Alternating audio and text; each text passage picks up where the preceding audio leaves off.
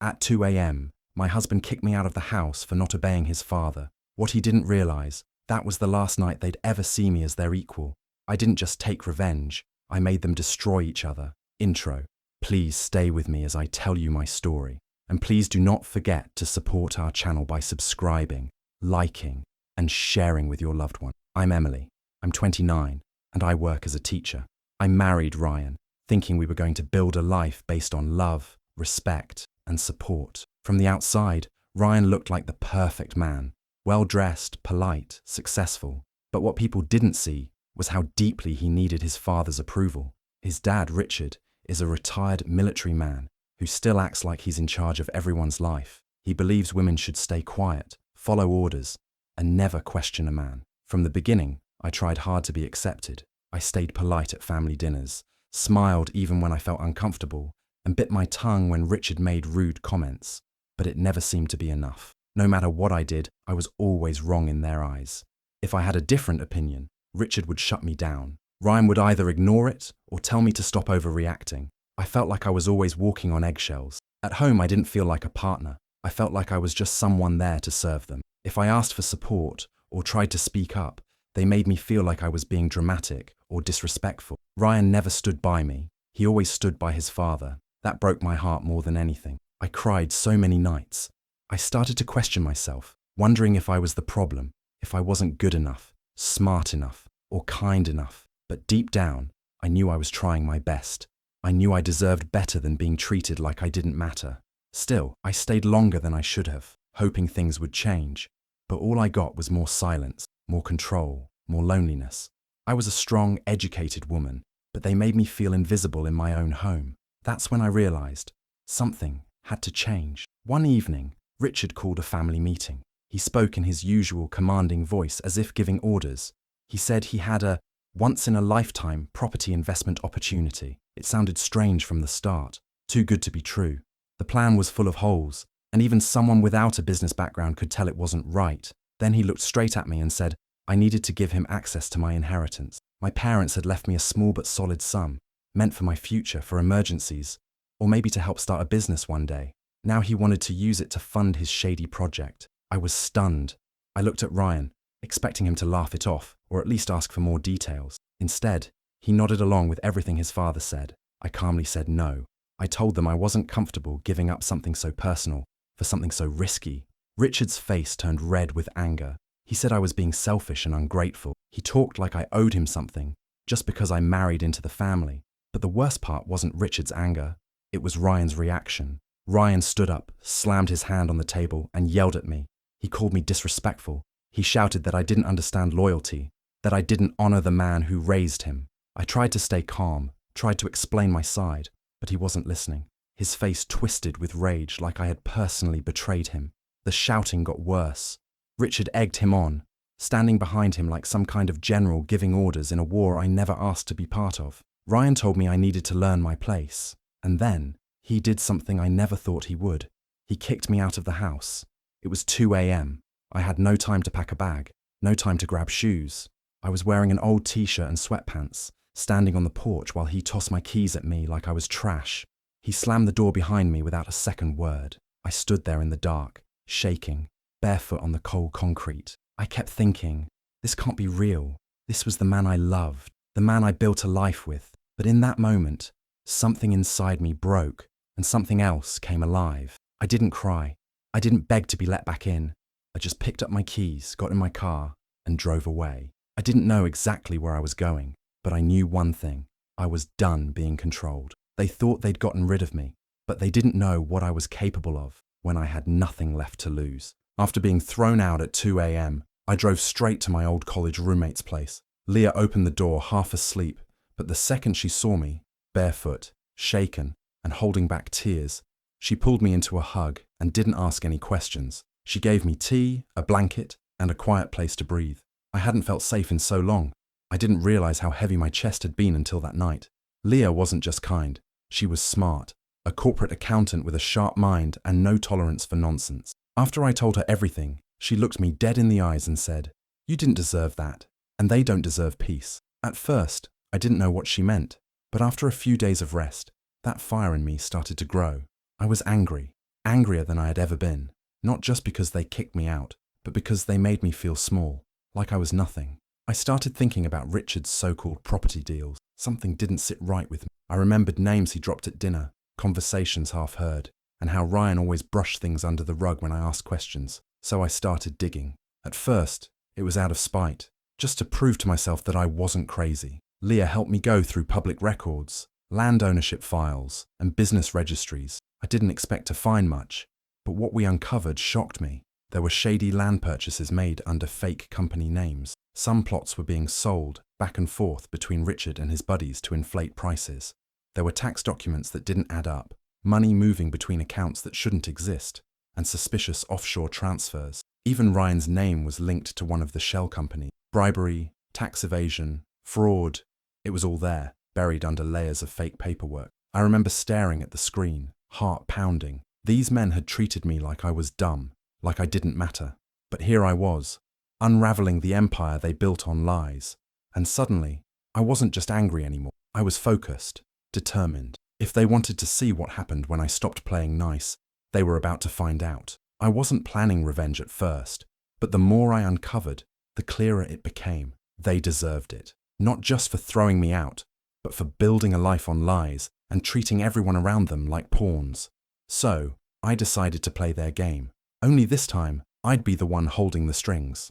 Leah helped me plan every detail. She was brilliant with numbers, and together we crafted two perfectly believable stories, each tailored to hit the exact nerve we needed. The first move was Richard.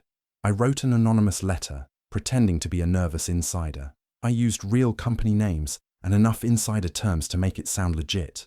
In the letter, I hinted that Ryan had been secretly talking to federal agents, that he planned to turn Richard in for tax fraud and money laundering to save himself. I even added a fake name of an agent Ryan had supposedly met. The letter said Ryan was trying to cut a deal, one that would leave Richard behind bars while Ryan kept the money and the company. I mailed the letter to Richard's private mailbox. I knew his ego and paranoia would do the rest. Then came Ryan. I sent him a carefully crafted email from a fake account. It looked like a leaked document, something accidentally forwarded from a lawyer.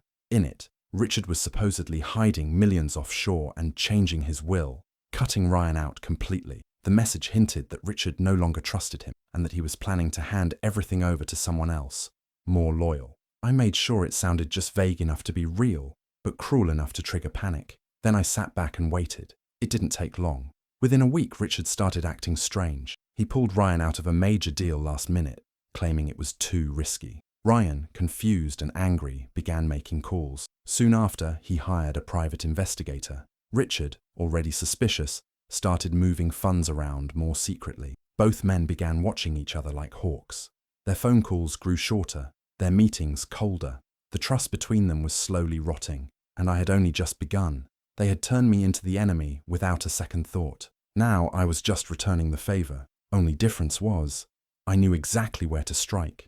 Within weeks, the cracks in their empire turned into deep fractures. Richard and Ryan stopped trusting each other completely. What started as suspicion grew into full-blown paranoia. Richard, already on edge from the anonymous letter, became controlling and aggressive. He questioned every move Ryan made, demanded full access to all his emails and files, and even began showing up at the office unannounced. Ryan, on the other hand, was rattled by the fake will documents. He became defensive, cold, and distant. He suspected Richard was planning to push him out of the company and cut him off completely. In secret, he hired a private investigator to dig into Richard's finances. The PI, unknowingly playing into my plan, started uncovering the real shady business deals and hidden accounts that Leah and I had already found weeks ago. It all came to a head at a board meeting. In front of shareholders and senior staff, Richard suddenly accused Ryan of betrayal. He called him a snake, shouted that Ryan was talking to federal agents and trying to sell out the family. The room went dead silent. Ryan stood up, stunned, but then fired back. He slammed a thick folder onto the table. Inside were the PI's findings, proof of Richard's offshore accounts, fake shell companies, and secret property transfers. Ryan yelled that he was the one being betrayed, that Richard had been lying to him for years. It was chaos. The board members looked horrified. No one knew what to believe. Within days, the company was flagged by financial regulators. An anonymous tip one I had carefully submitted, triggered a full fraud investigation. Operations were frozen and assets were put on hold. The media picked up whispers of internal conflict and financial crime. Stockholders panicked. Investors pulled out. Richard and Ryan both scrambled to save themselves, pointing fingers in every direction, including at each other. They were no longer father and son. They were rivals, enemies, each trying to climb out of a burning building by stepping on the other's back. And me? I said nothing. I watched it all unfold from a distance, calm and quiet. I didn't need to scream or fight anymore. My silence did the work. My planning had paid off. Every lie they ever told, every time they made me feel small, it all came back to them, multiplied. They wanted me gone. Now I was the ghost haunting their downfall. I didn't need the world to know my name. I didn't need headlines or attention. But I did need the truth to be known by the people who mattered, by those who had once looked at Richard and Ryan as powerful, respectable men. I had stayed silent for years, but now that their world was cracking, I knew it was time to speak. It started with quiet conversations. I met with people who had worked in the company, some of whom had left under suspicious circumstances. A few were old colleagues or former friends who had distanced themselves when things got tense between me and Ryan. One by one, I shared my side. I told them what happened behind those closed doors, the emotional abuse, the financial pressure, how they kicked me out for saying no to something wrong. I didn't dramatize anything. I just told the truth. I showed them the paperwork Leah and I had uncovered. I let them read the names, the signatures, the dates. Some of them had suspected things weren't clean for years, but seeing the full picture left them speechless. Others were shocked, but quickly remembered small details that suddenly made sense. Money moving oddly, last-minute deals, secrets Richard never explained. Whispers turned into quiet talk among investors, among extended family members, even among other board members. I didn't push it. I simply planted the truth and stepped back. The same people who once ignored me started asking questions on their own, and soon it all unraveled. The company was already being investigated. Their reputation was already shaky, but now people started pulling their support, distancing themselves, turning cold. Family stopped calling. Former allies began requesting meetings with lawyers. Richard and Ryan were left confused, watching the people they once controlled slowly slip away. They didn't know why it was happening, but I did. The truth had finally reached the right ears, not shouted from rooftops, but passed hand to hand, quietly and steadily, like a lit match in a room full of dry paper. I didn't scream. I didn't beg. I simply gave people the truth and let it do what it always does, break through the lies. And in the end, that was all I needed. Not revenge, just the truth, finally free. It had been months since I walked away from that house, barefoot and heartbroken. In that time, I rebuilt. I stayed quiet, kept working, and focused on helping other women who had gone through similar things. I found peace in silence, in control, and in knowing that justice was unfolding slowly but surely. Then, one rainy afternoon, there was a knock at Leah's door. I wasn't expecting anyone. I looked through the peephole and froze. It was Ryan. He looked nothing like the man I had once married. His shirt was wrinkled, his hair was a mess, and his eyes were hollow, like he hadn't slept in days. He stood there in the rain, soaked and shaking. I opened the door, but didn't say anything. He didn't wait for an invitation. He just stepped forward, fell to his knees and broke down. I didn't know, he kept saying between sobs. I didn't know what he was doing to me, to you. I didn't move. I didn't speak. I just watched him fall apart, the same way I had months before, but he had no one holding a door open for him back then. Now it was his turn to be left standing in the cold. He told me everything. How Richard had drained the accounts trying to cover the gaps. How their fake companies had been exposed. The house was gone. The business was frozen. Their closest partners had turned their backs. And now federal agents were asking questions. Neither of them could answer. He said he was lost, that he needed me, that I was the only one who ever told the truth. I let him speak, and when he was done, I handed him a glass of water and said quietly, "You remember 2 a.m. His face dropped. I turned and walked into the kitchen, where I had already set my phone to record. Not to humiliate him, but to remind myself, and others, what accountability looks like when it finally arrives. Later that evening, I saved the video. I didn't need to post it online. I didn't need an audience. Just having it titled, "Remember Me at 2 a.m. was enough. A full circle. Proof that even the most powerful men can be brought to their knees not by screaming or fighting, but by a woman who finally said, "Enough. Life looks nothing like it did a year ago, and I'm glad." The woman who stood in the cold at 2 a.m. with nothing but a pair of keys and a broken heart. That version of me doesn't exist anymore. I left her behind when I stepped out of that house, and I never looked back. Now, I wake up in a small but sunlit apartment, peaceful. My mornings are slow, filled with strong coffee, soft music, and no one barking orders or demanding blind obedience. I built this new life brick by brick, quietly and intentionally. With Leah's support, I started a consulting business. Not just any business, but one that helps women like me. Women who've been financially controlled, emotionally manipulated, and left doubting their own worth. I help them find clarity. I teach them how to protect their assets, understand their rights, and rebuild with confidence. What began as 1 or 2 clients turned into dozens, then workshops, then speaking invitations. Not because I asked for them, but because my story, whispers of it, spread without needing a name. I never mention Richard or Ryan. I don't have to. People somehow know, or they sense the weight behind my words. Maybe it's in the way I look women in the eyes and say, "You're not crazy, you're just being cornered." Maybe it's in the calmness I carry now. I don't raise my voice to prove a point. I don't need to. There's power in that silence. Sometimes women cry during our first meeting, not because of what they've lost, but because it's the first time someone tells them they're not alone. And when they finally walk away from their version of Richard or Ryan, I see something familiar in their eyes. Not revenge, not anger, freedom.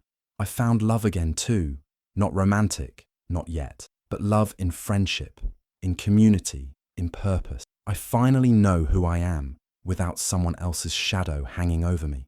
Do people still whisper about what happened to those men? Yes, I hear it now and then in circles that once would have shut me out, but I just smile and carry on. The past doesn't scare me anymore. It shaped me, but it doesn't own me. Now, when I think of that night at 2 a.m., I don't feel pain. I feel proud, because that was the night I finally walked into the life I was meant to create. Do you think I was right to let Ryan back into my life just long enough to watch him break? Or should I have slammed the door on him for good? And what about Richard? Do you believe men like them ever truly face the consequences they deserve? I'd love to hear your thoughts in the comments.